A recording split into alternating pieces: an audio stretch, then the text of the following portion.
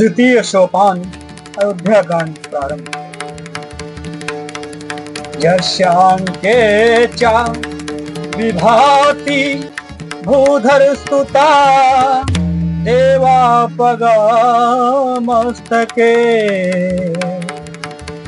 भाले बाल विधुर्गले च गरलं यशोरसि व्यालराट सो अयं होति विदोषिणः शूरवरः सर्वाधिपः सर्वदा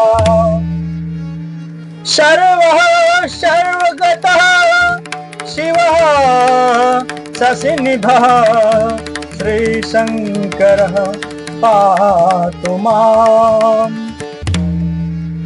जिनकी गोद में हिमाचल सुधा पार्वती जी, मस्तक पर गंगा जी, ललाट पर द्वितीया का चंद्रमा, कंठ में हलाहल विष और वक्ष स्थल पर सर्पराज शेष जी सुशोभित हैं। वे भस्म से विभूषित, देवताओं में श्रेष्ठ, सर्वेश्वर, संहार करता, क्या भक्तों के पापनाशक, सर्वव्यापक, कल्याण रूप, चंद्रमा के समान शुभ्रवर्ण श्री शंकर जी सदा मेरी रक्षा करें। प्रसन्नतामया नगताभिषेकतस्तथा नमं देवं वासुदुःखतः मुखम्बुज श्री रघुनंदनस्य मे सदा तुषा मंजुल मंगल प्रदा। रघुकुल को आनंद देने वाले श्री रामचंद्र जी के मुखारविंद की जो शोभा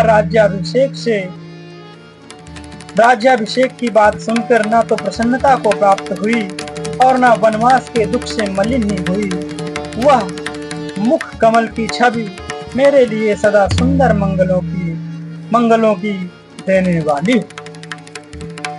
नीलांबुज श्यामल कोमलांगम सीता समारोहितवाम भागम पारमाशायक चारु चापम नमामि रामं रघुवंशनाथम।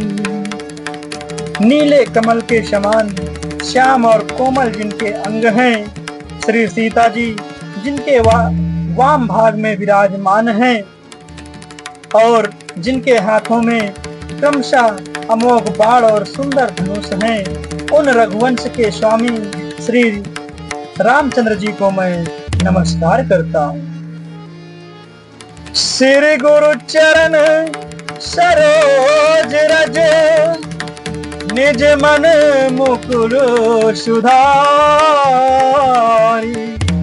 बरनौ रघुबर विमल जसो जोदायक फल चारी। श्री गुरु जी के चरण कमलों की रज से अपने मन रूपी दर्पण को साफ करके मैं श्री रघुनाथ जी के उस निर्मल यश का वर्णन करता हूँ जो चारों फलों को धर्म अर्थ काम मोक्ष को देने वाला है। जब ते राम ब्याहु घर आए, नित नव मंगल मोद बधाए, भुवन चारि दस भूधर भारी, सुकृत मेघ बरसहि सुख बारी।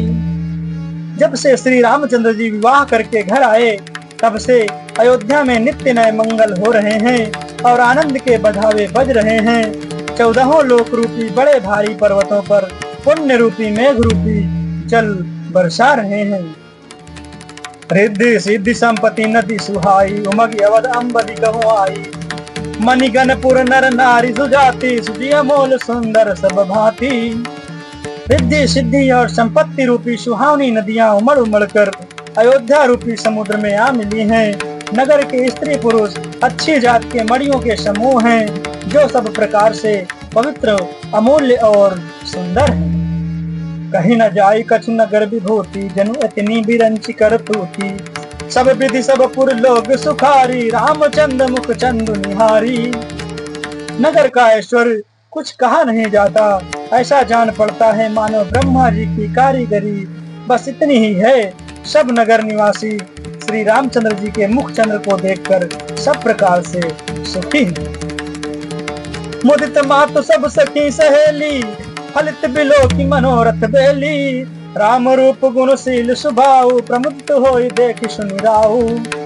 सब माताएं और सखी सहेलियां अपनी मनोरथ रूपी बेल को फली हुई देखकर आनंदित हैं। श्री रामचंद्र जी के रूप गुण शील और स्वभाव को देख सुनकर राजा दशरथ जी बहुत ही आनंदित होते हैं। सबके उर अभिलाषु अस कहीं मनाई महेशु, आप अछत जुबराज पद राम ही देव नरेश।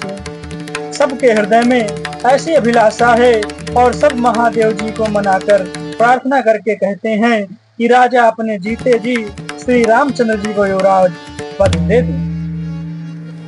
एक समय सब सहित समाजा, राजसभा रघुराज विराजा।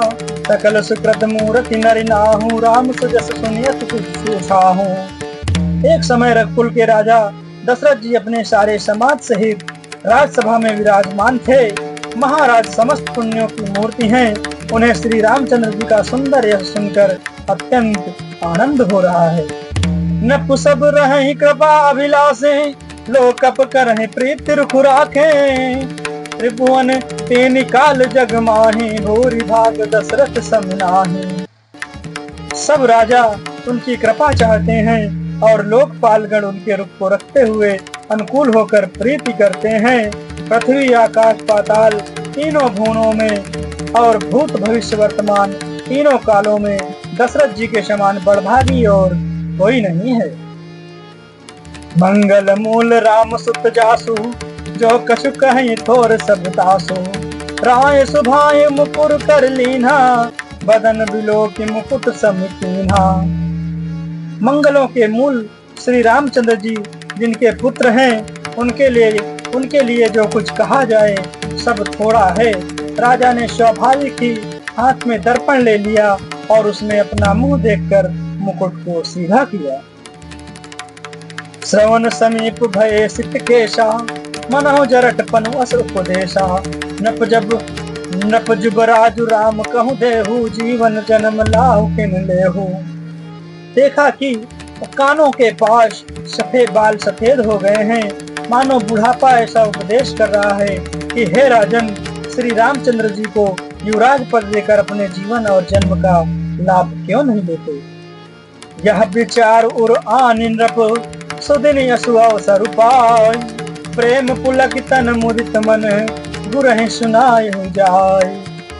हृदय में यह विचार लाकर युवराज पद देने का निश्चय कर राजा दशरथ जी ने शुभ दिन और सुंदर समय पाकर प्रेम से पुलकित शरीर हो आनंद मग्न मन से उसे गुरु वशिष्ठ जी को जा सुनाया।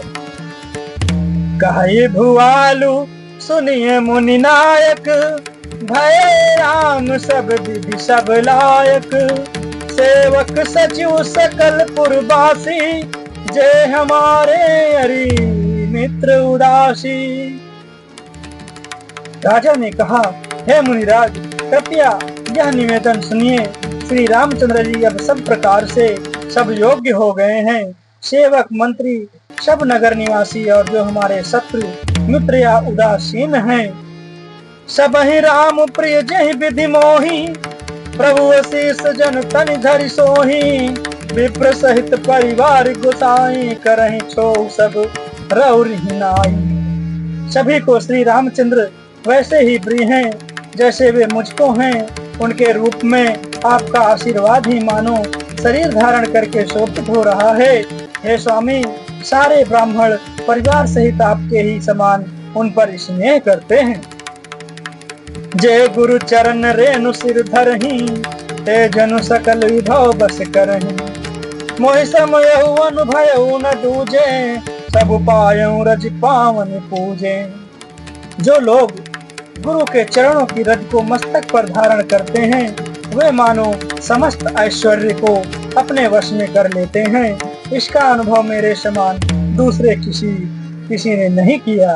आपकी पवित्र चरण रज की पूजा करके मैंने सब कुछ पा लिया। अब अभिलाष एक मन मोरे, पूजहि नाथ अनुग्रह तोरे। मुनि प्रसन्न लखि सहज सनेहु, कहो नरेश रजाय सुदेहु। अब मेरे मन में एक ही अभिलाषा है, हे नाथ, वह भी आप ही के अनुग्रह से पूरी होगी। राजा का सहज प्रेम देखकर मुनि ने प्रसन्न होकर कहा, नरेश आज्ञा दीजिए, कहिए क्या अभिलाषा है। जय श्री राम, जय जय श्री